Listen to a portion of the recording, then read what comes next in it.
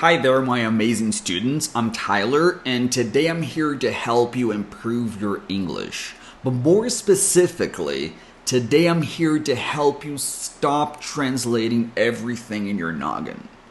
This is actually one of the questions I get asked the most. How can I think in English? How can I stop thinking in my first language and start thinking in English? Do you think it's possible to think in English if English is not your first language? Well, spoiler alert, it is. And I'm going to show you 5 things that will help you do that. The first thing I want you to do is to go all the way back to when you're actually learning English. And if you're asking yourself, but what do I do with the things I've already learned?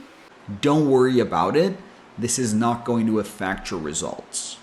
You just worry about what you do from now on.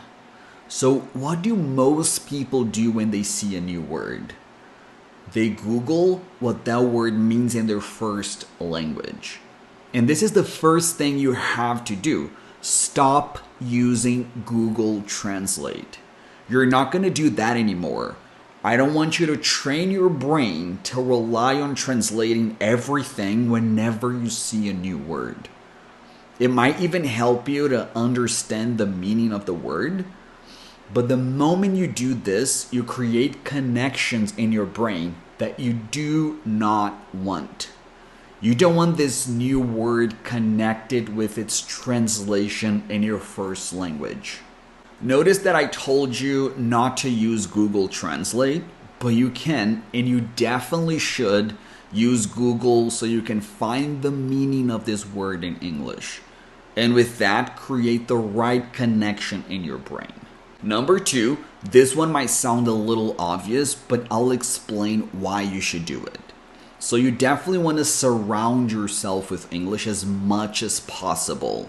So listen to music, podcasts, watch movies, TV shows, whatever you like. The more exposure you have, the easier it gets. The thing about this one is that we need English coming in. We can call this input. And we need English coming out. We can call this one output. And we need a balance of these two things to improve. Number 3, speak out loud. Practice speaking English out loud whenever you can. Describe your day, talk to yourself. Whenever you're going to read something, read it out loud.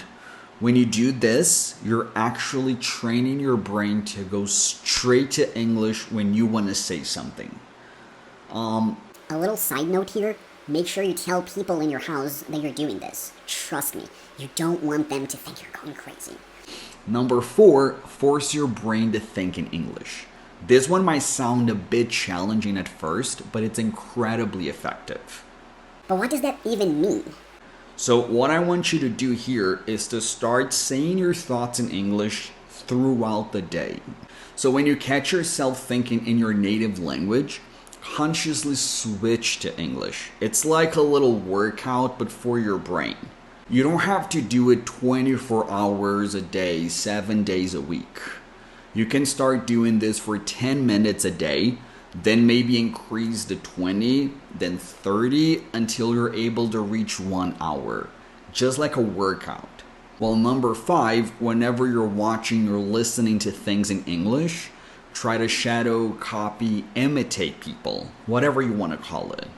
But basically, whenever they're saying something, just try to say it with them. Don't even wait until they finish their sentences. Just try to say it as they're saying it. I don't know if you used to play this game when you were a kid, but people would say something and you would simply copy them. Like, hi, how are you? How are you? Why are you copying me? Why are you copying me? I'm stupid. Yes, you are.